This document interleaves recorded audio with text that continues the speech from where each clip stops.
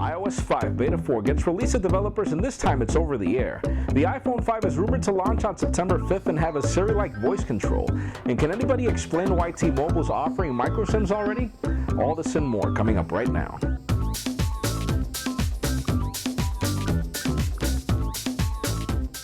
Hello everybody, I'm Jaime Rivera and welcome to the Pocketnow iReview, the show where we go through all this week's cool and the not so cool inside the world of Apple's iOS devices. Let's start this week off with the cool.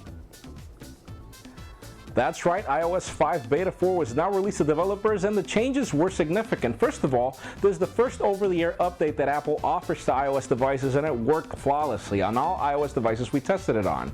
Aside from that, we do get Wi-Fi sync for Windows users who have access to the iTunes Beta for Windows, and you also get reminder notifications whenever you leave somewhere, so now it's location-based as Apple offered but wasn't working before. And aside from that, documents and data is now syncing for those that have access to the iWorks productivity suite. Really good changes. Again, iOS is evolving to the things that Apple offered, but some really neat things are also coming, and we'll talk about that later.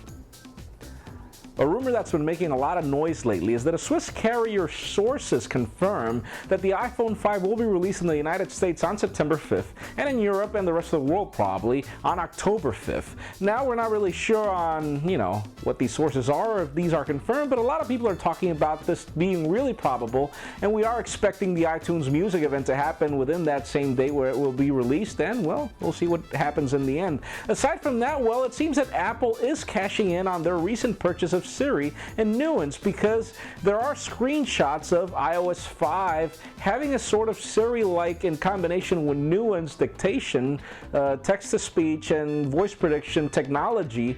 But the interesting part is that we're not getting it on the iOS 5 betas that work on the iPhone 4 and 3GS. Rumors have it that it will probably make it to the next generation iPhone 5 as a new feature that will not be released on the older models, just like the iPhone 3GS got voice control and not the rest of the devices. But again, just rumors. We'll see what happens. I wouldn't hold my breath on that just yet. The rumors of the next generation iPod Touch getting cellular data are getting larger and larger. This time, if you go into the Documents Sync option in iCloud, you'll notice that you get an option for cellular data on the iPod Touch 4th generation. Now, call this probably just a mistake of when the build was made, but again, it seems that Apple's preparing to offer this cellular data option for iOS 5 on the next generation iPod Touch. Again, we'll see what happens. We could probably get that or probably get it just a cheaper iPhone, and they're using the infrastructure of the iPod Touch for that to happen. Then again, other rumors have it that we will get a white iPod Touch for the next generation. It'll look nice, it'll look cool, for those people that want it. Really good rumors. We'll see what happens on the iTunes Music event in September, probably. Okay, so why in the world would T-Mobile begin offering micro SIM cards to their customers if they don't sell iPads or iPhone 4s? The only reason would be, yes, that they are probably preparing for a next generation iPhone to work on their services, and probably that'll be the case because that AT&T merger seems to be slow. Not really sure what to expect. We do remember images of a T-Mobile iPhone working, months ago, and it did have 3G, so it does seem that Apple's prepping for the next generation device to support the T-Mobile, services. Not really sure what to make of it just yet. Again, these are just micro SIMs being offered. Could it be that they're embracing unlocked iPhone customers? For the $12 that'll cost you to get a micro SIM cutter? Not really sure. I don't think that'll be the case. I do see that Apple's working on getting the iPhone on T-Mobile soon. Apple's quarter results are in and the numbers are big. It's interesting to see that Apple has now become a $100 billion a year company, but the most interesting part is that they make more money out of the iPhone than they make out of anything else. Now, what's even more interesting than that is the fact that Apple sold 20.3 million iPhones in the period, which is more than Nokia's 16.7 million smartphones sold. So this makes Apple the largest smartphone manufacturer by volume probably in the world. Now, what's interesting obviously is, yes, before you tell me about Android superiority, remember that this is just how many phones were sold by one company. Obviously, there are more Android phones out there, but obviously from Motorola, HTC, and other, carriers and manufacturers, and not just one manufacturer. So it's really interesting to see that Apple is, making a lot of progress on the iPhone being just one device. competing to, lots of Android devices out there.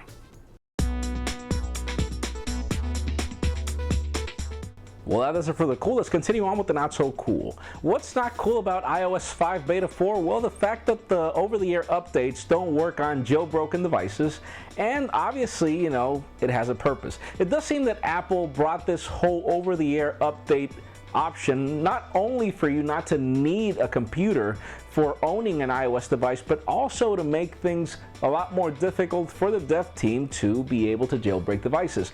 Obviously, you could always just restore to a previous iOS version of, iOS and jailbreak your device through that, but again, Apple's working on that, and it's just not cool to see that it becomes more difficult to jailbreak your device as time goes on. And well, Lodsys is beginning to get on everybody's nerves because now it's suing Rovio, the makers of Angry Birds, EA, Atari, and other big shots on the developer camp because of the in-app purchase services that are offered on the iOS App Store.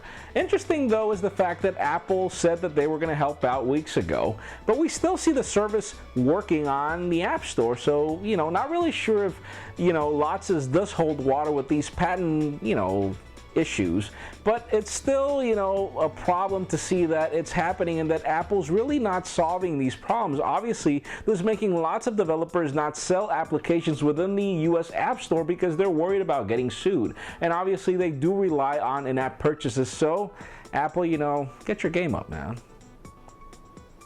That's it for today's show. Thank you very much for watching. I'm Jaime Rivera. Remember to give us a thumbs up if you like what you saw. That's it for now.